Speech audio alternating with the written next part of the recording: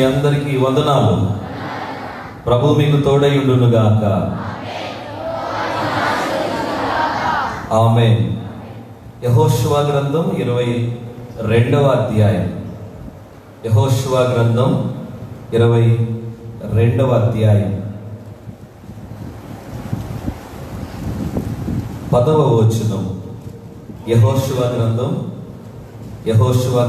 22వ అధ్యాయం 10వ వచనం. రూబేనీయులను, గాదీయులను, మనష్షే అర్థగోత్రపు వారును అక్కడ యోర్దాను దగ్గర ఒక బలిపీఠమును కట్టిరి. అది చూపునకు గొప్ప బలిపీఠమే. చాలు, అందరం కలిసి చదువుకుందాం. అందరం కలిసి 10వ వచనం. రూబేనీయులను, గాదీయులను, మనష్షే అర్థగోత్రపు వారును అక్కడ యోర్దాను దగ్గర ఒక బలిపీఠమును కట్టిరి. అది చూపునకు గొప్ప బలిపీఠమే. ఇక్కడ 2.5 గోత్రాలు మనకు కనబడుతున్నాయి. ఒకటి రూబేను గోత్రం, రెండోది గాదీయుల గోత్రం, మూడోది మనష్షేలో ఉన్నటువంటి అర్ధగోత్రం. మొత్తం ఎన్ని ఉన్నాయి? 2.5 గోత్రాలు ఇక్కడ మనం చూస్తా ఉన్నాం. ఈ 2.5 గోత్రాల ప్రజలు ఒక బలిపీఠాన్ని కట్టారట. ఆ బలిపీఠం ఎలా ఉంది అంటే చూడటానికి గొప్ప బలిపీఠం అట. ఇశ్రాయేలీలు మొత్తం 12 గోత్రాలు. 12 గోత్రాల ప్రజలు అందరూ ఒకే స్థలంలో ఆరాధించాలి.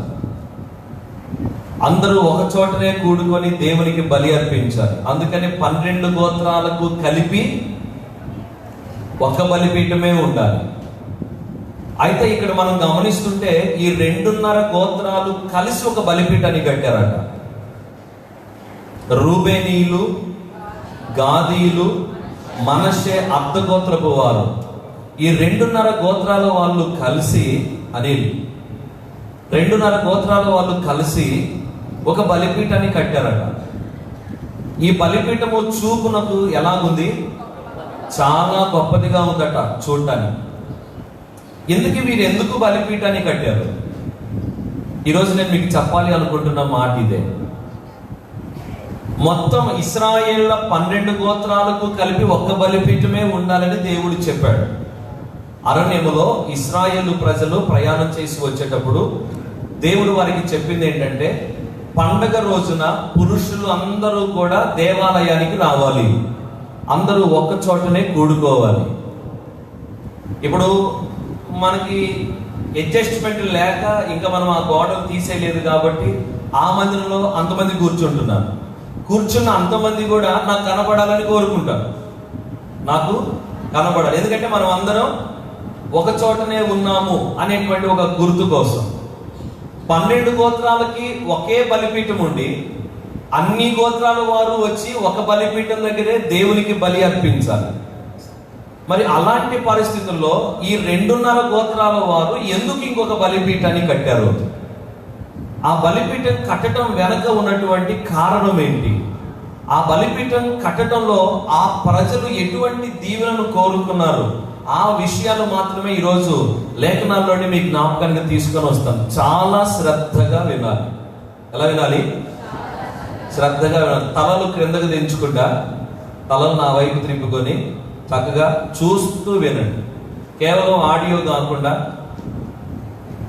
వీడియో కూడా, అంటే చూస్తూ, రెండోది వింటూ మీరు వినగలిగితే కనుక ఈరోజు మీకు ఒక లోతైనటువంటి ఆత్మీయ పాఠాన్ని పరిశుద్ధాత్మ దేవుడు మీ అందరితో బోధించునుగాక.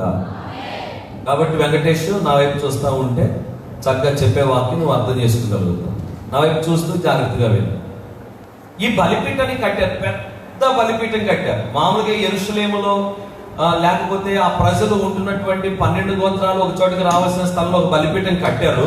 కానీ మీరు ఇంకొక బలిపీఠం కట్టారు. అసలు ఏం జరిగింది అంటే చరిత్రలో జరిగినటువంటి విషయం బైబిల్లో రాయబడింది. నేను తర్వాత అది మీకు గుర్తు చేస్తాను, అప్పుడు చదువుదాం అందరం కలిసి. ఐగుప్తు దేశము నుండి ఇశ్రాయేలీల 12 గోత్రాలు బయలుదేరారు. ఎక్కడికి పోతున్నారు? ఐగుప్తు దేశం నుండి కనాను దేశానికి వెళుతున్నారు. అది వాళ్ళ పితరుడైనటువంటి అబ్రాహాముకు ప్రమాణము చేసిన స్వాస్థ్యముగా ఇచ్చినటువంటి దేశం. ఇప్పుడు వారు ఆ దేశానికి 12 గోత్రాల వారు బయలుదేరిపోతా ఉన్నారు. అయితే యోర్దాను నది దగ్గరికి వచ్చారు. యోర్దాను నది దగ్గరికి వచ్చినప్పుడు నది యువతలో ఉండగానే, చాలా జాగ్రత్తగా, ఇది నది అనుకోండి, మన మధ్యలో ఉన్న ఈ కార్పెట్ ఏంటది? యోర్దాను నది. నది దాటి యువతలకు వస్తే కనాను దేశం. యోర్దాను నది దాటి యువతలకు వస్తే అది కనాను దేశం. అయితే నది యువతలనే అక్కడ బాగా పంటలు పండడం, అక్కడ బాగా పచ్చిక ఉండడం, విశాలమైనటువంటి మైదాన స్థలాలు ఉండడం ఈ 2.5 గోత్రాల వారు గమనించారు. ఎవరు ఆ 2.5 గోత్రాల వారు? రూబేనీలు, గాదీలు గమనించారు. మనష్షే గోత్రం వారు గమనించి ఈ గోత్రాల్లో ఉన్నటువంటి పెద్దలు కొద్దిమంది మోషే దగ్గరికి వచ్చారు. వచ్చి దైవజనుడైన మోషేతో చెప్తున్నారు, దైవజనుడా, మేము యోర్దాను అవతలకి రాలేము, మాకు యోర్దాను యువతలనే స్వాస్థ్యం పంచిపెట్టండి. మనం యువతల కొన్ని రాజులను జయించాం, కొందరు రాజులను జయించాము కదా, ఈ భాగము కూడా మనదే కాబట్టి మేము యోర్దాను యువతలనే ఉంటాము అని అడిగారు. ఎవరిని? దైవజనుడైన మోషే. నాయకుడు ఆయనే కాబట్టి, దైవజనుడు ప్రవక్త ఆయనే కాబట్టి మోషే దగ్గరికి వచ్చి అడిగారు. ఏమని అడిగారు? మేము యోర్దాను నది దాటి అవతలకు రాము, మాకు అవతల భూభాగం వద్దు, మేము యోర్దాను యువతలే ఉంటాము అని అడిగారు. వాస్తవంగా వాగ్దాన దేశం యోర్దానుకు, గట్టిగా చెప్పాలి, అవతలే ఉంది. కానీ మీరు ఏం కోరుకున్నారు? యోర్దాను యువతల. మా పశువులకు, మా కుటుంబాలకు బాగుంది, ఇక్కడ పురాలు ఉన్నాయి, కోటలు ఉన్నాయి, ఇక్కడ మేము ఉంటాము అని అడిగారు మోషే. దైవజంగా మోషే ఏమన్నాడంటే, ఏంటి మీరు మాట్లాడే మాట? దేవునికి మీరు విరోధంగా ప్రవర్తిస్తారా? దేవుడు అక్కడి కదా మనం వెళ్ళమన్నాడు, మీరు ఇక్కడ ఎందుకు ఉంటారు అంటే వారంటారు, దీనిని కూడా మనము జయించాము గనుక ఇది కూడా మనదే కాబట్టి ఇందులో మమ్మల్ని ఉంచండి అని అడిగారు. వెంటనే మోషే వారితో అంటున్నాడు, ఇదిగో మీరు ఇక్కడ ఉంటామంటారు, ఇంకొకళ్ళు వచ్చి అక్కడ ఉంటామంటారు, ఇంకొకళ్ళు వచ్చి ఇంకో చోట ఉంటామంటారు. ఎవరికి నచ్చిన చోట వాళ్ళు ఉంటే, ఈ యోర్దాను దాటిన తర్వాత 7 రకాల రాక్షస జాతి ప్రజలు ఉన్నారు. ఆ 7 రకాల రాక్షసులతో పోరాడాలి అంటే 2.5 గోత్రాలు ఇక్కడ ఆగిపోతాయి. ఇంకెన్ని ఉంటాయి? 9.5 గోత్రాలు.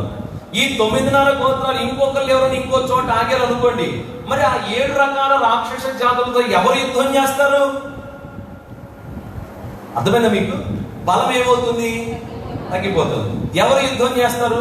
కాబట్టి యెహోవా దృష్టికి మీరు దోషులు, యెహోవా మిమ్మల్ని శిక్షిస్తాడు, మీరు నాశనం అయిపోతారు అన్నాడు. ఎవరు? మోషే అన్నాడు. వెంటనే ఈ 2.5 గోత్రాల్లో ఉన్నవారు పురుషులందరూ ముందుకొచ్చారు. ముందుకొచ్చి ఏమంటున్నారంటే, దైవజనుడా, నువ్వు కోపడొద్దు, దేవుని శాపాలు మా మీద పలకొద్దు, మేము ఒక పని చేస్తాం. అదేంటంటే, ఈ భూభాగాన్ని మాకివ్వు, ఇక్కడ మేము ఉంటాం. అయితే ఇక్కడ ఈ 2.5 గోత్రాల్లో ఉన్న 20 సంవత్సరాలకు పైబడిన యవనస్తులైన మగవారు ఎవరు ఇక్కడ ఉండం.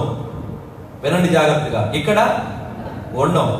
మేమేం చేస్తామంటే, మీతో పాటు నది దాటి అవతలకు వస్తాం, వచ్చి 7 రాక్షస జాతి ప్రజలతో యుద్ధం చేసి ఆ వాగ్దాన దేశాన్ని మీరు అందరికీ 9.5 గోత్రాలకు పంచి పెట్టే వరకు మేము కత్తి పట్టుకొని ఏం చేస్తాం?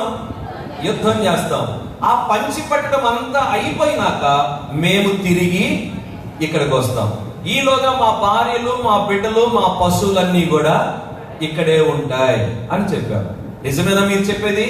యుద్ధానికి వస్తారా, సహాయానికి వస్తారా అంటే వారు అన్నారు, మేము సహాయానికి వస్తాం, మా భార్య, బిడ్డలు, పశువులు మాత్రమే ఇక్కడ ఉంటాయి. మేము 20 సంవత్సరాలకు పైబడిన వారు అందరము కూడా కత్తి పట్టుకొని ముందు వస్తాం. ఇశ్రాయేలులో పెద్ద కుమారుడి పేరు చెప్పండి, గోత్రాల్లో పెద్ద కుమారుడి పేరు చెప్పండి. ఎడి చెప్పాలి? రూబేన్. ఇక్కడ ఉన్నాడా? రూబేన్ గోత్రం ఏడుందా? ఇప్పుడు ఇంటికి పెద్దోడే ఇట్లా చేస్తే, నేను ఇక్కడ ఉంటాను, నాకు ఇక్కడ బాగుంది, ఇక్కడ ఉంటాను అంటే ఎట్లా కుదురుతుంది? కుదరదు కదా. అంటే అప్పుడు రూబేను గోత్రం, గాదీల గోత్రం, మనష్షే గోత్రం అంటున్న మాట ఏంటంటే, మేము యుద్ధం చేయడానికి అవతలకి వస్తాము, మా భార్య బిడ్డలు మాత్రమే ఇక్కడ ఉంటారు అన్నారు. అప్పుడు మోషే వెంటనే వారిని దీవించి, మీరు పలికిన మాట అలాగనే చేయుదురుగాక అన్నాడు. చదవండి ఒకసారి సంఖ్యాకాండం 32వ అధ్యాయం. సంఖ్యాకాండం 32వ అధ్యాయం. ఈ 32వ అధ్యాయం అంతా ఈ విషయాలు రాయబడి ఉన్నాయి. మొదటి వచనం, రూబేనీయులకును గాదీయులకును అతి విస్తారమైన మందలు ఉండేను గనుక యాజరు ప్రదేశమును గిలాదు ప్రదేశమును మందలకు తగిన స్థలమని తెలుసుకుంది. 4వ వచనం, ఇశ్రాయేలీల సమాజం ఎదుట యెహోవా జయించిన దేశము మందలకు తగిన ప్రదేశము, నీ సేవకులమైన మాకు మందలు కలవు, కాబట్టి నీకు కటాక్షము కలిగిన ఎడల మమ్మల్ని యోర్దాను అద్దరికి దాటింపగా నీ దాసులమైన మాకు ఈ దేశమును స్వాస్థ్యముగా ఇమ్మనగా. 6వ వచనం, మోషే గాదీలతో రూబేనీయులతో మీ సహోదరులు యుద్ధమునకు పోవచ్చుండగా మీరు ఇక్కడ కూర్చోండి. వచ్చిన నీ సహోదరులు ఎక్కడికి పోతున్నారు? గట్టి చెప్పాలి. యుద్ధానికి పోతుంటే మీరు ఇక్కడ పలకాలి గట్టిగా. కూర్చోవచ్చా? ఆ రోజు ఊరియా దావీదు బాగా తిండి పెట్టాడు ఊరియాకి. తిండి పెట్టి నువ్వు వెళ్ళి నీ భార్యతో సంతోషించు అంటే ఊరియా ఏమన్నాడు? నా తోటి సైనికులు, నా అధికారి అయినటువంటి యోవాబు అక్కడ దండులో యుద్ధం చేస్తా ఉంటే నేను తినడానికి, భార్యతో సంతోషించడానికి ఇది సమయమా? అంటే యుద్ధం చేసే కాలంలో యుద్ధం చేయాలి, తినే కాలంలో తినాలి, విశ్రాంతి కాలంలో విశ్రాంతి తీసుకోవాలి, ప్రయాసపడే కాలంలో ప్రయాసపడే, విత్తనాలు విత్తే కాలంలో విత్తనాలు విత్తాలి, కోత కోసే కాలంలో కోత కొయ్యాలి, కలుపు తీసే కాలంలో కలుపు తీయాలి. మోషే అంటున్నాడు, మీ సహోదరులందరూ యుద్ధానికి పోతుంటే మీరు ఇక్కడ కూర్చుంటారా? ఎక్కడ? యోర్దానుకి యువతలే కూర్చుంటారా అంటే వారన్నారు. వెంటనే దైవజనులు అంటున్నారు 16వ వచనం, అదే అధ్యాయం 16వ వచనం. అందరూ కలిసి చదవండి, బైబిల్ పైకి పట్టుకోండి. ఎదురోస్తే మీకు బాగా చల్లగా ఉండేసరిగా వాతావరణం యేసుక్రీస్తు నామంలో మీ కన్నులు వెలిగింపబడును గాక, నీకు మెలకు వచ్చును గాక. నిద్ర వచ్చే వాళ్ళు ఎవరు ఉంటే జుట్టు పీక్కోండి, గిచ్చుకోండి, కొరుక్కోండి, రక్కుకోండి. మీ వల్ల కాకపోతే మిమ్మల్ని మీరు బాగా ప్రేమించుకుంటే మీ పొరుగు వారికి చెప్పండి ఒక మాట. ఎందుకంటే వాళ్ళు మంచి కసి మీద ఉంటారు, ఖచ్చితంగా వాళ్ళు మిమ్మల్ని ఎలాగైనా మేలుకొలుపుతారు. సరేనా? చదవండి ఇప్పుడు 16వ వచనం. అందుకు వారు అతని యొద్దకు వచ్చి, మేము ఇక్కడ మా మందల కొరకు దొడ్లను, మా పిల్లల కొరకు పొరుగులను కట్టుకొందుము. ఇశ్రాయేలీయులను వారి వారి స్థలములకు చేర్చు వరకు మేము వారి ముందర యుద్ధమునకు సిద్ధపడి సాగుదుము. అయితే మా పిల్లలు ఈ దేశ నివాసుల భయము చేత ప్రాకారము గల పురములలో నివసింపవలెను. ఇశ్రాయేలీయులలో తన తన స్వాస్థ్యమును పొందు వరకు మా ఇండ్లకు తిరిగి రాము. ఏమి నిబంధన చేశారండి వాళ్ళు. ఎవరు వారు? రూబేనీయులు, గాదీయులు, మనష్షే అర్థగోత్రం వాళ్ళు. ఏమని నిబంధన చేసినారో తెలుసా? మేము యుద్ధములో ముందుగా పోతాము. చప్పట్లు కొట్టండి గట్టిగా, గట్టి కొట్టాలి, సౌండ్ రావాలి. హల్లెలూయా. మేము వారి స్వాస్థ్యములను వారందరికీ పంచే వరకు మేము మా ఇండ్లకు వెళ్ళము. మా భార్య బిడ్డలు ఇక్కడే ఉంటారు, మా పశువులు ఇక్కడే ఉంటాయి, కానీ మేము మా ఇంటికి తిరిగి వెళ్ళము. ఎందుకంటే మేము వీరందరికీ ఆ స్వాస్థ్యం పంచిపెట్టడానికి యుద్ధములో చెప్పాలి ముందుంటాము. కానీ ఈ ప్రాంతమును మాత్రం మాకివ్వండి. మేము నది దాటి అవతలకు వస్తాం, యుద్ధంలో మేమే ముందుంటాం. యుద్ధంలో స్వాస్థ్యము పంచిపెట్టే వరకు మేము మరలా తిరిగి మా ఇండ్లకు రాము. చెప్పండి, ఇండ్లకు రామంటే ఎవరెవరు వదిలిపెట్టిపోతున్నారు? మీరు భార్యలు వదిలిపెట్టారు, బిడ్డలను వదిలిపెట్టారు, పశువులను వదిలిపెట్టారు, వారు కట్టుకున్న పురాలను, ఇండ్లను వదిలిపెట్టారు. అంటే వీరి ఉద్దేశంలో, వీరి హృదయంలో ఉన్నటువంటి ఆలోచన ఏంటంటే, ఇదిగో ఆ పొందబోతున్నటువంటి ఆ స్వాస్థ్యాన్ని సంపాదించే వరకు మేము మా ఇంటికి ఒక ఆమె జుట్టు మూడేసుకోవట్లేదంట, జడేసుకోవట్లేదు, మూడేసుకోవట్లేదు. ఆమెను ఎవరు అడగట్లా. ఆమెను అడగాలంటేనే దడగా ఉంది అందరికి. ఒక పాష్ గారు ఆ ఊరు పోయారట, ఆమె మందిరానికి వచ్చింది. ఆమెను అడుగుతున్నాడు పాష్ గారు. అంటే ఈ పాష్ గారు ఇక్కడ ఉన్నాడు, కొత్త పాష్ గారు ఆ రోజు స్పెషల్గా వాక్యం చెప్పడానికి ప్రత్యేకమైన కూటంలో వచ్చాడు. వచ్చినప్పుడు ఈ పాస్టర్ చెప్పాడంటే, ఈ పాస్టర్కి అయ్యో కొద్దిగా ఆమెను కనుక్కో అని. ఆమెని అడిగాడు పాస్టర్ చివరి అయిపోయాక, అమ్మ నువ్వేందమ్మా జడేసుకోవట్లేదు, మూడేసుకోవట్లేదు, అందరూ అట్లా ఉంటే అంటే ఆమె అంటుందంట, ఈ పాస్టర్ నేను నుంచి పంపించింది దాకా చెప్పండి జడేసుకోను మూడేసుకోను అందంట. వామ్మో, ఎప్పుడు దాకంట? పాస్టర్ గారిని అక్కడ నుండి, ఆ ఊరు నుండి పంపించింది. ఎందుకమ్మా అన్నాడంట ఆ కొత్తగా వచ్చిన పాస్టర్ గారు. ఈయన లేడు. ఎందుకమ్మా అంటే, నువ్వు సమరయ స్త్రీవి, నువ్వు వ్యభిచార పాపంలో పట్టుబడిన స్త్రీవి అని ఈ మాటలు చెప్పేటప్పుడల్లా నా కళ్ళే పెడుతున్నాడు. ఏంటిది? వేలు. అసలు ఆ సమరయ స్త్రీ వ్యభిచార పాపంలో పట్టుబడిన స్త్రీ అన్నప్పుడు, రాహబు ఒక వ్యభిచార అన్నప్పుడల్లా వేలు ఎటు చూపిస్తున్నాడు. నాకెందుకు? ఈయన ఈ ఊరు నుండి ట్రాన్స్ఫర్ చేసి పంపించిందాక మూడయ్యా జడయ్యా అన్నాడు. ఏం తీర్మానం చూడండి. మామూలు కొద్దిమందిని చూడండి ఏం చేస్తా తెలుసా, నేను ఈరోజు అట్లో ఇట్లో తేల్చే వరకు స్నానం కూడా చేయి. ఇక అటో ఇటో ఎవరినో తేల్చడం కాదు, మీరు తేల్చడం అంటే ఇటు గబ్బు కొడుతుంటుంది కదా. అంటే కొద్దిమంది తీర్మానాలు ఎలా ఉంటే చూడండి. ఈ రోజు ఆ మనిషి అంతు తేల్చే వరకు నేను పచ్చి మంచి అంటే పండు మంచిని కూడా ఉంటాయా?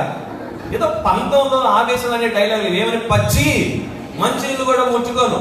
కొద్దిమంది అంటూ ఉంటారు, నేను ఆ అమ్మాయిని పెళ్లి చేసుకునే వరకు ఇంటి గడప కూడా తొక్కను. ఏది ఈ చెత్త పంతాలు ఎందుకు మనకి? వీళ్ళ పంతం చూడండి ఎలా ఉందో. ఏంటో తెలుసా, ఆ దేవుడు వాగ్దానం చేసిన స్వాస్థ్యమును ఈ గోత్రముల వారికి పంచి పెట్టే వరకు మేము మా ఇండ్లకు తిరిగిపోము. చప్పట్లు కొట్టండి గట్టిగా కొట్టాలి. దేవునికి మహిమ కలుగును గాక. ఎప్పుడైనా నీ ఇంటిని వదిలిపెట్టిన ఆ ప్రయాస భారము నీలో ఉన్నాయా? దేవుని కోసం. ఎవరి కోసం? దేవుని కోసం, దేవుని పని కోసం. ఒక్క రోజు ప్రార్థనకు వస్తే మా ఆవిడ ఎట్లుందో, పిల్లలు ఎట్లున్నారో, ఎందుకు ఈ జీవితం? అర్థమవుతుందా? వాళ్ళట తమ ఇళ్లను కూడా వదిలేశారట. దేనికోసం? దేవుడు వాగ్దానం చేసిన స్వాస్థ్యమును వారికి పంచి పెట్టడం కోసం. అందుకని భార్యాభర్తలు అందరూ ఈడిపోండి అని చెప్పట్లేదు, మాట అనుకునేది. నేను ఆ ఉద్దేశంతో చెప్పట్లా. ఒకవేళ నువ్వు దేవుని కొరకు బ్రతకదలుచుకుంటే నీ ఇంటిని వదిలి రాగలవా? యేసు ప్రభు చెప్పాడు, ఎవడైనా నాకు శిష్యుడై ఉండగోరని ఎడల వాడు తన తల్లినైనను తండ్రినైనను. ఈ మాట అంటే పురుషులు కోపం వచ్చిందేమో, వీళ్ళకి వచ్చిన మీకు అమ్మ బీపీ పెరిగింది. ఇదిగో పాస్టర్ గారు ఏదని చెప్పు, అమ్మను వదిలి పెట్టమని చెప్పు, నాన్న వదిలి పెట్టమని చెప్పు. అది ఒక్కటి మాత్రం దాటే పాస్టర్ గారు. ఏదొకటి భార్యనైనా ఇదిగా, అది నీకు చెప్పేది, అది చెప్పొద్దు. ఏది? అదిగా మళ్ళీ భార్య అంటావు, అదొక్కటి చెప్పమాకు అనేవాళ్ళు చాలా మంది ఉండొచ్చు ఇక్కడ. భార్యనైనా విడిచిపెట్ట. వారు అంటున్నారు, మేము యుద్ధంలో ముందుంటాం, స్వాస్థ్యాన్ని సంపాదించే వరకు మా ఇండ్లకు మేము తిరిగి. చెప్పాలి గట్టిగా. ఇట్లాంటి మగోళ్ళు కావాలి ఈ రోజుల్లో దేవునికి. ఎట్లాంటి మగోళ్ళు కావాలి? మా ఇంటికి మేము తిరిగి ఓము అనేటువంటి పురుషులు కావాలి దేవునికి. ఆ స్వాస్థ్యమును సంపాదించే వరకు సువార్త కూడికలు జరుగుతుంటే, ప్రార్థనా కూటాలు జరుగుతూ ఉంటే, నియామక కూటాలు జరుగుతూ ఉంటే, సేవకుడు ప్రయాసపడుతుంటే, సేవకుడితో పాటు నేను కూడా సంఘముతో పాటు నేను యుద్ధంలో ఎక్కడుంటాను? యుద్ధంలో ఎక్కడుంటాను? మాస్టర్ గారు మీరు ముందు ఉండండి, అది ఆ పెద్దలు ఏమన్నా నాగన్న రత్నయంకులు ఆ వంశీ అప్పి వాళ్ళందరూ ముందుంటారు, వాళ్ళు వెనక చెప్పండి గట్టిగా నేను ఉంటాను. అది కాదు, యుద్ధంలో ఎక్కడుంటారంటే వీళ్ళు ముందుంటాం. ఎక్కడుంటాం? దేవుని పని కొరకు నీ ఇంటిని వదులుకొని రాగలవా? వీళ్ళకి పొలాలు ఉన్నాయి, అక్కడ స్థలాలు ఉన్నాయి, పశువులు మేపడానికి అన్ని ఉన్నాయి, నువ్వు వదులుకొని రాగలవా? ఎవరి కోసం? దేవుని స్వాస్థ్యమును సంపాదించడం కోసం. అదిగో నశించిపోతున్న ఆత్మలు బోలెడున్నాయి. నీలో ఈ తెగింపు ఉందా? మీరు అంటున్నారు, మేము తిరిగి మా ఇంట్లకు వెళ్ళము. ఏమి తీర్మానం అండి! అప్పుడు వెంటనే దైవజనుడైన మోషే అంటున్నాడు వారితో, చదవండి 32వ అధ్యాయంలోనే 27వ వచనం, 32:27. నీ దాసులమైన మేము అనగా మా సేనలో ప్రతి యోధుడును మా ఏలినవాడు చెప్పినట్లు యెహోవా సన్నిధిని యుద్ధము చేయుటకు యోర్దాను అవతలికి వచ్చేదమని చప్పట్లు కొట్టి దేవుని కనపడుతాం. Praise the lord. ఇదిగో మాలో ఉన్న రూబేను, గాదీలు, మనష్షే అర్థగోత్రంలో యోధులమందరం ఏం చేస్తాం? యెహోవా సన్నిధిలో యుద్ధం చేయడానికి ముందుకు వస్తాం, ముందుంటాం. ఎందుకో తెలుసా? స్వాస్థ్యము దేవుడు వాగ్దానం చేశాడు అబ్రహాముకి, దాన్ని సంపాదించారు. మేము ఎక్కడ ఉంటాం? ముందుంటాం. ఏం విడిచిపెట్టి చెప్పాలి? ఏం విడిచిపెట్టి? మళ్ళా కోపం వచ్చిందేమో మీకు. తల్లినైనా అమ్మ నాకెందుకు ఎందుకు నన్ను తిట్టుకుంటారు? తల్లినైనా, తండ్రినైనా, అన్ననైనా, తమ్ముడినైనా, అక్కనైనా, చెల్లినైనా. అమ్మ అది చెప్పనులమ్మ. నేను కొద్దిమంది కోపంగా చూస్తున్నారు నా వైపు. చెప్పమంటారా? చెప్పండి గట్టిగా. మీరు చెప్పండి. నేను చెప్పేది ఏంటండి? మీరు సందాలించి పెట్టుకున్నారు ఏదో మాస్టర్గా. నేను చెప్పేది భార్యనైనా విడిచిపెట్టి ఏం చేయాలి? యుద్ధానికి సిద్ధం అవ్వాలి. తోటలు సంపాదించుకోవటానికి, వస్త్రాలు సంపాదించుకోవటానికి, పొలాలు, స్థలాలు సంపాదించుకోవడానికి ఇది కాదు. నువ్వు పోరాడాలి. 7 రకాల రాక్షస జాతి ప్రజలు ఉన్నారు. నేను భవిష్యత్తులో ప్రభు ఆత్మను ప్రేరేపిస్తే ఆ 7 రకాల జాతుల ప్రజలు దేనికి గురుతో నేను మీకు చెప్తాను భవిష్యత్తులో. ప్రభు ఆత్మ నాకు సహాయం చేస్తే ఆయన చెప్పమని నన్ను, అంటే నేను ఆ కోణంలో మిమ్మల్ని తీసుకెళ్లాలని వస్తున్నాను. ప్రభు నన్ను అందుకొరకు ప్రేరేపించాలి, అందుకొరకు ప్రార్థన చేయండి. 7 రకాల రాక్షస జాతి ప్రజలు దేనికి గుర్తు? ఈ రోజు మనకు దేనికి గుర్తుగా ఉన్నారు?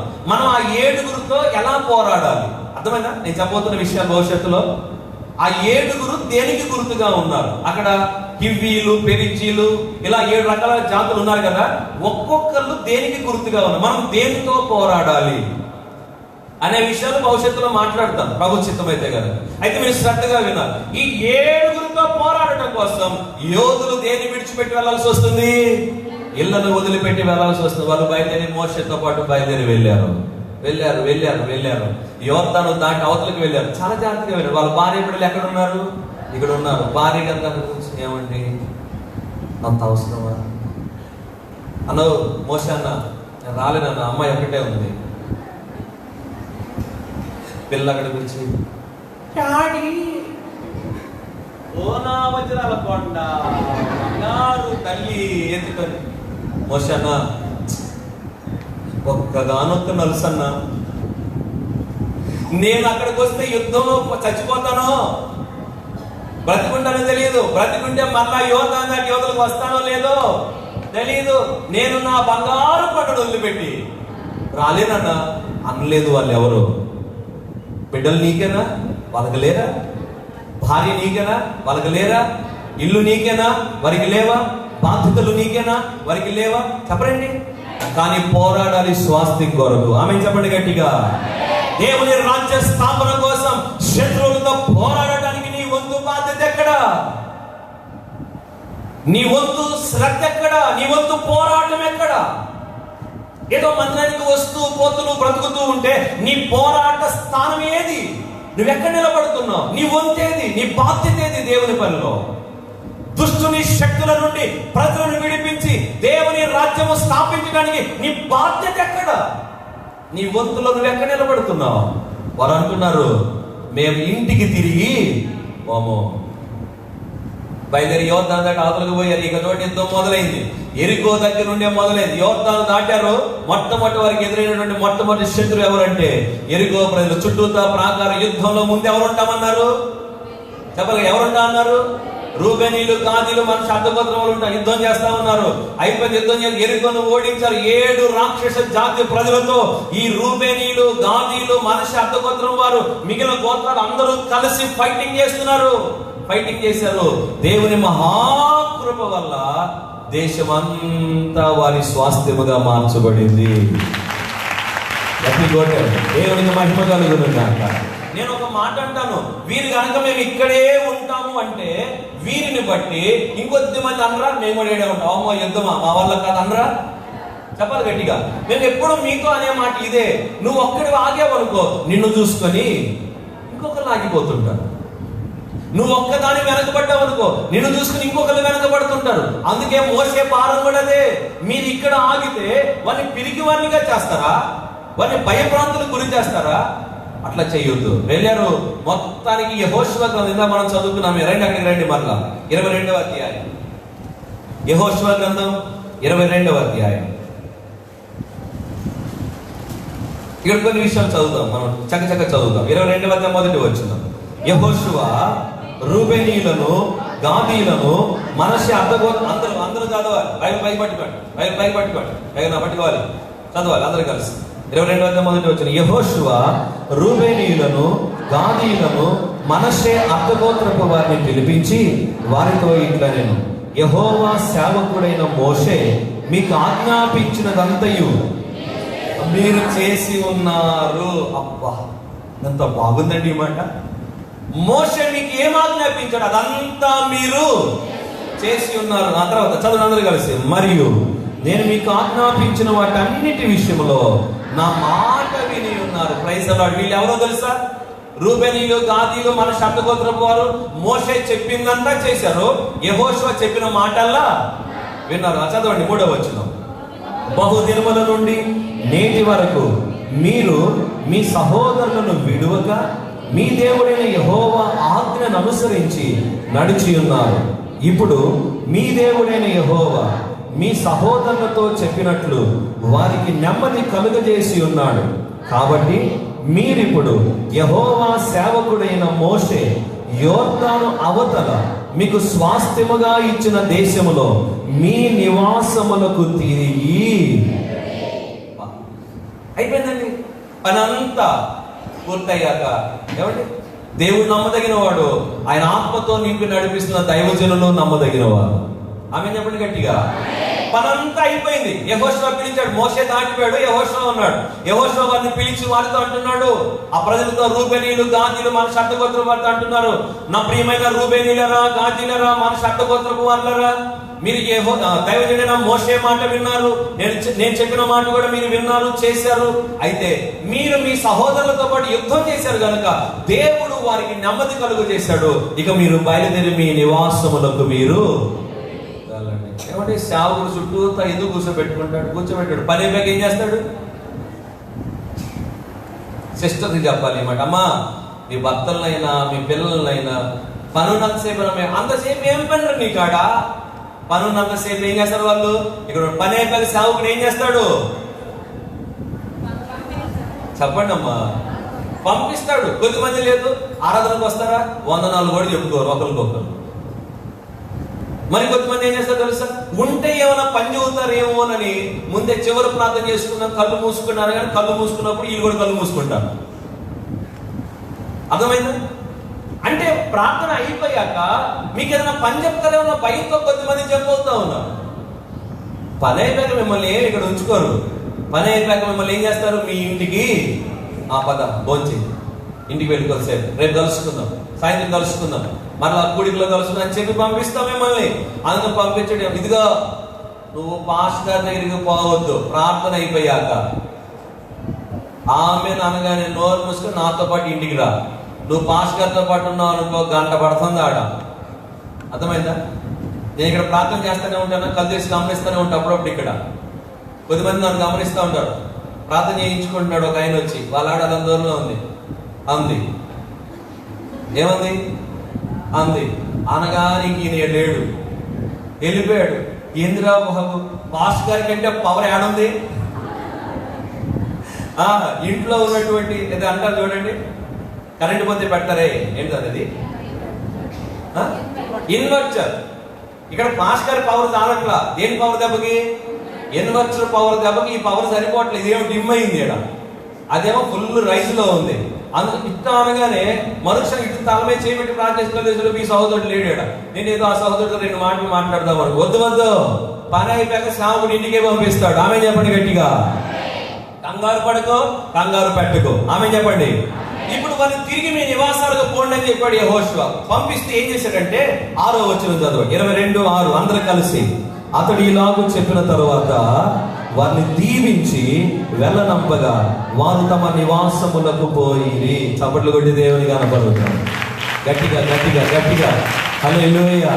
ఏం చేసినా తెలుసా? దైవజనుడైన యెహోషువ ఆ 2.5 గోత్రాల వాళ్ళని పిలిచి వాళ్ళు ఏం చేశాడట? 2 చేతులు ఎత్తి, చెప్పాలి గట్టిగా, దీవించాడట. ఎందుకో తెలుసా? మీరు మీ కుటుంబాలను వదులుకొని, మీరు మీ భార్య బిడ్డలను వదులుకొని, మీరు ప్రయాసపడి సుమారుగా వారు 7 సంవత్సరాలు ఇంటికి పోలేదంటండి. ఎన్ని సంవత్సరాలు? 7 సంవత్సరాలు ఇంటికి పోలా. ఇప్పుడు దైవజనుడు 2 చేతులు ఎత్తి యెహోషువ వారిని ఏం చేశాడట? అమ్మా, అన్న, రే తమ్ముడు, నువ్వేం పోగొట్టున్నావు తెలుసా? ఏం పోగొట్టుకుంటున్నావు నీకు అర్థమవుతుందా? దీవెన పోగొట్టుకుంటున్నావు. పరిచర్య అంతా అయిపోయాక పిల్లలందరూ మంది దగ్గరికి వస్తారు. వచ్చాక ఏమైందో తెలుసా? చెప్పండి, ఎవరు వస్తుంది చెప్పండి, బ్రదర్స్ తెలిసిన వాళ్ళు చెప్పండి. ఏమైంది మందిరానికి వచ్చాక? పలకలేదండి. ప్రయాసపడి ఆ బ్యానర్ లోడ్ తీసుకొని, ఆ పైప్ లోడ్ తీసుకొని, కడ్డీ లోడ్ తీసుకొని, ఆ పనులు అన్ని తీసుకొని, సౌండ్ బాక్స్ తీసుకొని పిల్లలందరూ మంది దగ్గరికి వచ్చాక సేవకుడు వాళ్ళ కొరకు ఏం చేస్తాడు? చివరిగా ప్రార్థన చేస్తాడు. ఏమన్నా తెలుసా? ప్రభువా, ప్రయాసపడిన ఈ బిడ్డలను దీవించు. రానున్న దినాల్లో బహు ఆశీర్వాదకరంగా ఈ దీవెన పోగొట్టుకుంటున్నారండి చాలా మంది. ఈ ఆరాధన కూడిక అంతా అయిపోయాక చివరిలో సేవకులు ఏమిస్తారు? మనకి ఆశీర్వచనం ఇస్తారు, దీవెన వచనం పలుకుతారు. తండ్రి నుండి, కుమారుడి నుండి, పరిశుద్ధాత్మ నుండి మీకు కృపయు, సమాధానమును, ప్రేమయు నిరంతరము. అది పోగొట్టుకొని పోతున్నారు కొద్దిమంది. యెహోషువ వారిని ఏం చేశాడో తెలుసా? ఇంకెట్లా వస్తాయండి మీకు దీవెనలు? మీకు దీవెనలు ఎలా కలుగుతాయి? దీవించే వరకు నువ్వు ఉండకపోతే. ఎప్పటి వరకు? దీవించే వరకు ఉండకపోతే. అమ్మా జయమా, నీ అబ్బాయిని ఒకటి వీకు సరే కూర్చోమని చెప్పు. వినండి, నా వైపు చూడండి. దీవెన కలిగిన దాకా, దీవెన వచ్చిన పలికిన దాకా నువ్వు ఉండకపోతే నీకు ఎలా దీవెన కలుగుతాయి? నీకు ఏదమ్మా కలుగుతాయి దీవెనలు? ఎప్పటిదాకా ఉన్నావో తెలుసా? యుద్ధం చేసిన దాకా ఉంటుంటవి, మధ్యలోనే బండి వేసుకుని అట్టుంటే అటే పోతుంటవి ఇంటికి. ఏమి ఇచ్చిన దాకా ఉన్నట్లా చెప్పాలా? దీవెన పొందిన దాకా ఉన్నట్లు. ఆ దీవెన తీసుకొని నువ్వు ఇంటికి పోవాలి. నేను మాట్లాడగనా? మాట చెప్పనా మీకు? వీళ్ళంతా 7 సంవత్సరాల పాటు భార్య బిడ్డలను వదిలేసి యువతను దాటి యువతలకు వచ్చారు కదా. వాళ్ళు అక్కడి నుంచి తిరిగి వెళ్ళి ఇంటికి పోగానే వాళ్ళ భార్య ఏమండి, 7 సంవత్సరాలు ప్రయాసపడ్డావు కదా, ఏం తెచ్చావు అంటే ఏం చెప్పుకుంటాను? దీవెన తెచ్చావు. కొట్టో గట్టిగా గట్టిగా కొట్టాలి. హల్లెలూయా. అబ్బా, ఆ రోజు మేము బయలుదేరి వచ్చేటప్పుడు దైవజనుడైన యెహోషువ 2 చేతులు ఎత్తి దీవించాడు. దీవెన తెచ్చాం. ఏం తెస్తున్నావు అంటే నువ్వు ఇంటికి? ఏం తీసుకుపోతున్నావు? నువ్వు ఆరాధనకు వచ్చావు, ఏం తీసుకొని పోతున్నావు? నువ్వు తిరిగి ఇంటికి వెళ్ళేటప్పుడు లడి లడి లడి మని పరిగెత్తున్నావే, ఏం తీసుకుపోతున్నావు నువ్వు? నా మాట అర్థమవుతుందా?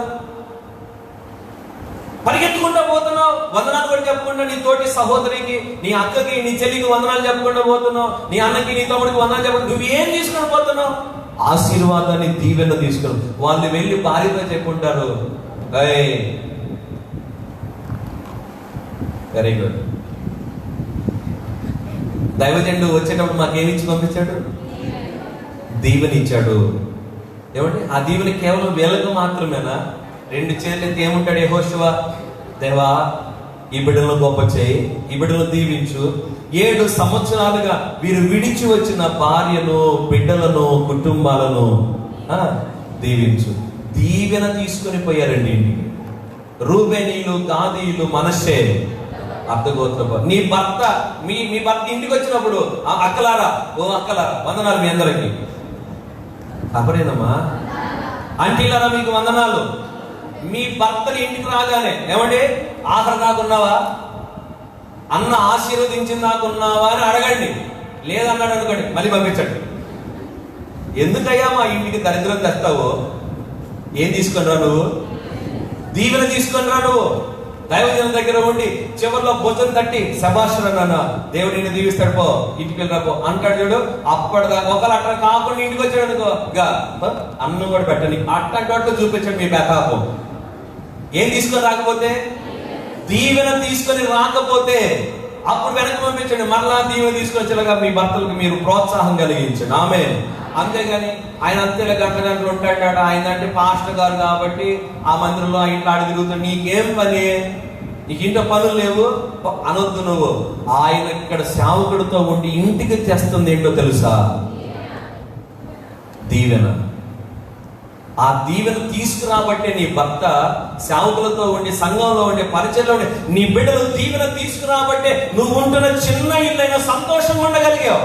ఒకనాడు ఇందాక వాక్యలో విన్నట్టుగా పూర్వం నువ్వు ఏమై ఉన్నావో ఇప్పుడు ఏమై ఉన్నావో చూసుకో. కారణం ఏంటో తెలుసా? నీ బిడ్డలు పరిచయంలో ఉండి నీ ఇంటికి ఏం చేస్తున్నారు? దీవెన. నీ భర్త పరిచయంలో ఉండి ఏం తీసుకొని వస్తున్నాడు? దీవెన తీసుకొని వస్తున్నాడు. అందుకొరకే నీ కుటుంబం ఈ రోజు ఒక ఉన్నతమైన స్థితిలో. నమ్మితే గట్టిగా చప్పట్లు కొట్టి దేవుని కనపరచండి. నమ్మితే గట్టిగా దేవుని కనపరచండి. Praise the lord. అప్పుడప్పుడు ప్రయాణంలో వాంతులు అవుతున్నా సరే నీ భర్త, అప్పుడప్పుడు ప్రయాణంలో కప్పుకుంటున్నా సరే నీ బిడ్డ ఎందుకు వస్తుంది తెలుసా? దేవుని సేవలో. వాంతులు అయినా పర్లేదు, 8వ నెల 8వ నెల 9వ నెల అయినా పర్లా, ఏం తీసుకొని వస్తున్నాడు తెలుసా? నువ్వు మరలా పగల పనికి పోవాలి, రాత్రి మరలా సేవకుడితో పాటు తిరిగి అట్లా అనొద్దు. నీ భర్త దీవెన తీసుకొని వస్తున్నాడు నీ ఇంటికి. నీ బిడ్డలు రే కాలేజీకి పోవాలరా, బడికి పోవాలరా అనొద్దు. పోతారు, చదువుకుంటారు. చదువుకోదని మేము చెప్పట్లా, చదువుకుంటారు. అదే సమయంలో ఖాళీగా ఉన్నప్పుడు సాయంకాలం రోజు సేవలో సహకరిస్తారు. ఇదేంటి అనొద్దు. నీ కొడుకే నీ ఇంటికి ఏం తీసుకొని వస్తున్నాడు? దీవెన. గుర్తుపెట్టుకో, నీ బిడ్డే లేకపోతే, నీ భర్తే లేకపోతే నీ ఇంటికి దీవెనలు కూడా రావు. ఎందుకంటే నొక్కులు పోతాను. ఆ సంగతి నీకు బాగా తెలుసు. నీ భర్త అసలు ఎక్కడికి పోవటానికి కూడా ఒప్పుకోను, ఆ సంగతి నీకు బాగా తెలుసు. నీ పిల్లలు ఇంకొకరి ఇంటికి పోయి పని చేయడం అసలు ఇష్టపడవు, ఆ సంగతి నీకు బాగా తెలుసు. కానీ నీ ఇంటికి దీవెనలు వస్తున్నాయి అంటే వాళ్ళు చివరి దాకా సేవకులతో నిలబడ్డారు. సేవకులు దీవించి పంపిస్తున్నారు ఆ బిడ్డలు. Praise the lord. కేవలం దీవెన మాత్రమే ఇచ్చారా? కాదని ఇంకా రాయబడింది, అక్కడ చదవండి. 8వ వచనం. అందరూ కలిసి చదవాలి, అందరూ కలిసి చదవాలి. 8వ వచనం, 22వ అధ్యాయం 8వ వచనం. మీరు మిక్కిలి కలిమి గలవారై అతి విస్తారమైన పశువులతోనూ, వెండితోనూ, బంగారుతోనూ, ఇత్తడితోనూ, ఇనుముతోనూ, అతి విస్తారమైన వస్త్రములతోనూ తిరిగి మీ నివాసములకు వెళ్ళుచున్నారు.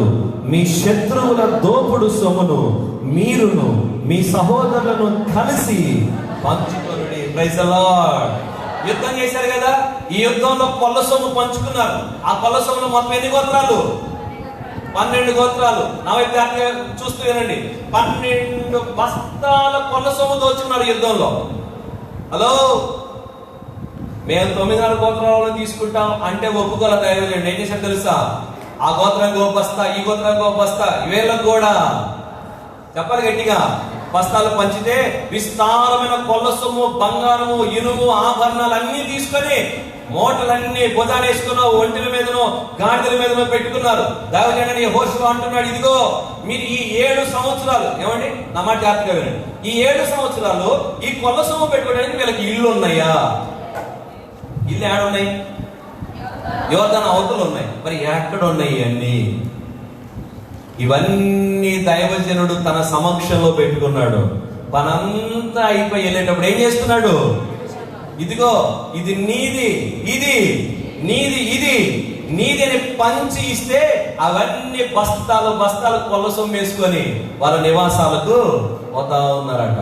ప్రియులారా, నీ బిడ్డలు, నీ భర్త, నీవు దీవించబడే వరకు ఉంటే నీకు మాట చెప్పనా, బస్తాల నిండా ధైర్యాన్ని పెట్టుకొని వస్తారు ఇంటికి.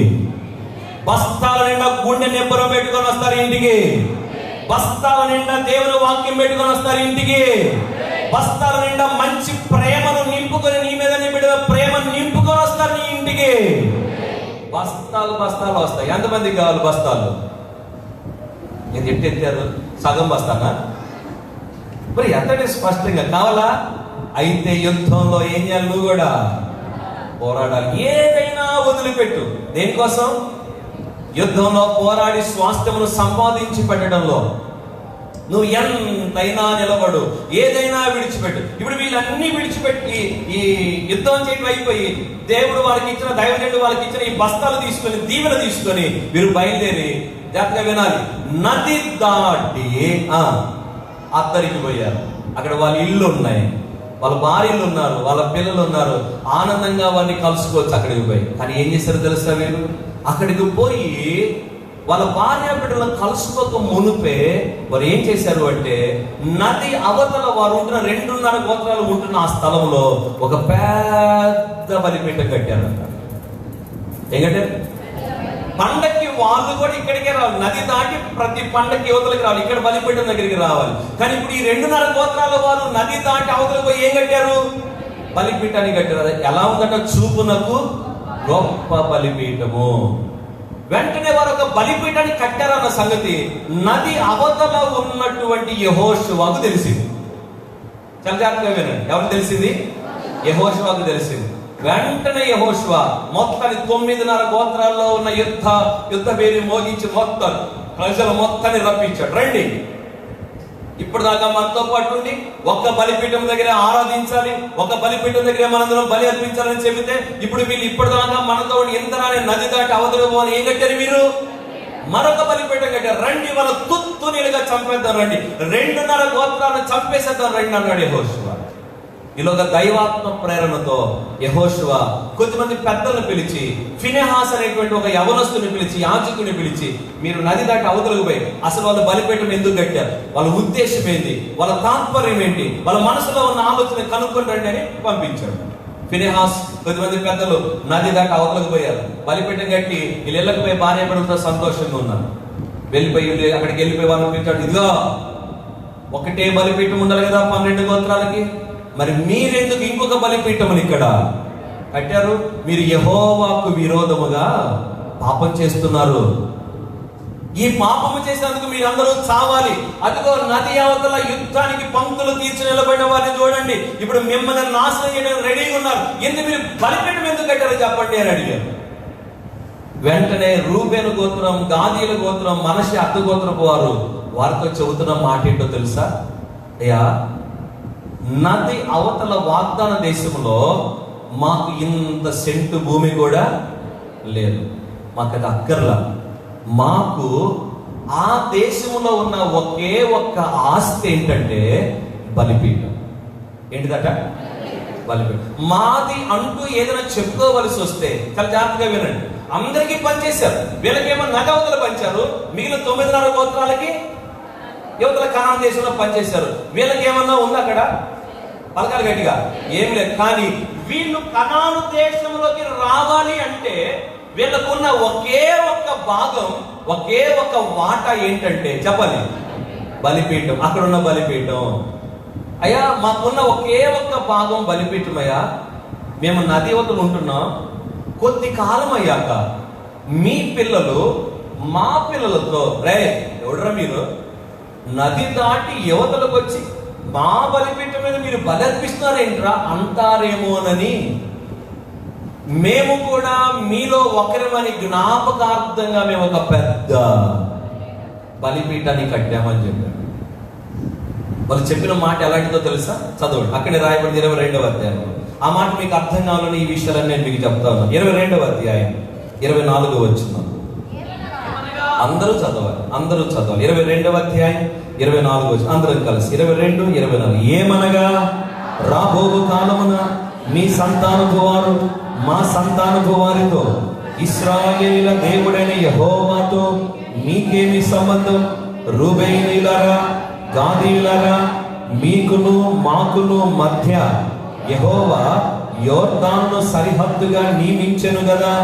యెహోవా యందు మీకు పాలేదియు లేదని చెప్పుట వలన మీ సంతానపు వారు మా సంతానపు వారిని యెహోవా విషయములో భయభక్తులు లేని వారగునట్లు చేయుదురేమో అని భయపడి ఆ హేతువు చేతనే దీన్ని చేసిదివి. ఏమి కోరుకున్నారండి వాళ్ళు? ఈ రూబేనీలు, గాదీలు, మనషే అర్థగోత్రం వారు కోరుకున్నది ఏంటో తెలుసా? మాకు ఆ నేలలో భాగవద్దు, మాకు ఆ దేశంలో వాటా వద్దు, మా పాలి భాగం బలిపీఠమే. చప్పట్లు కొట్టి దేవుని కనపరుద్దాం. గట్టి కొట్టాలి, గట్టి కొట్టాలి, గట్టి కొట్టాలి. Praise the lord. మా భాగం యెహోవాయే, మా పాలి భాగం యెహోవా బలిపీఠమే. ఆ బలిపీఠములోనే మాకు భాగం ఉంది తప్ప ఇక ఆ దేశంలో ఎక్కడా మాకు భాగము లేదు. ఒకవేళ రెండిప్పుడైనా మీ పిల్లలు మా పిల్లలతో, అబ్బాయి రే ఎవడు అసలు మీరు, నది అవతల మీది, నది యువతలదే వాగ్దాన దేశం, మీరు మా దేశంలోకి రావడానికి వీళ్ళేదో అంటారేమోనని భయం వేసి మేమేం చేసామంటే బలిపీఠాన్ని, ఎట్లాంటి బలిపీఠం, సేమ్ ఇక్కడ ఎలాంటి బలిపీఠం ఉందో అలాంటిది కట్టాం. కానీ దీని మీద మేము ఏం అర్పించాం? బలి అర్పించాం. దీని మీద మేము ఏ దహన బలి అర్పించాం. దీని దగ్గర మేము ఏ ఆరాధన చెయ్యం. ఇది కేవలం జ్ఞాపకార్థంగా, ఎందుకంటే మేము కూడా ఆ బలిపీఠంలో భాగస్తులమని చెప్పటానికి గుర్తుగా ఈ బలిపీఠాన్ని కట్టాము. అర్థమవుతుందా మీకు? కానీ ఇక్కడ మేమేం చెయ్యం? బలి అర్పించాం, ఇక్కడ ఆరాధన చెయ్యం.